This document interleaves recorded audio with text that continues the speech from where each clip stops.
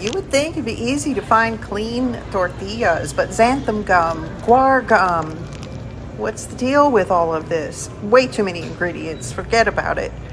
What do we have here? Phosphate, palm oil, another one with way too many ingredients. Nope, nope, nope.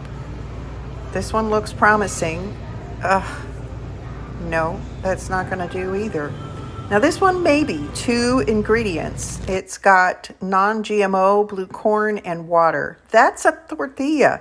So I always grill up extra on the weekend. So I have some lamb kebabs and I'm heating up these tortillas and I'm excited to try blue corn.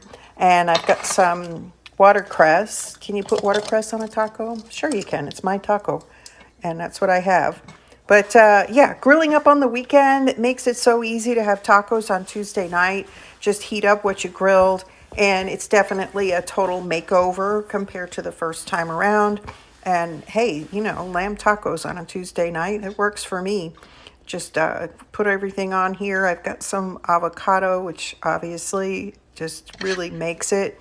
Cilantro and a little wedge of lime. Hey, it all worked out. Just read the labels.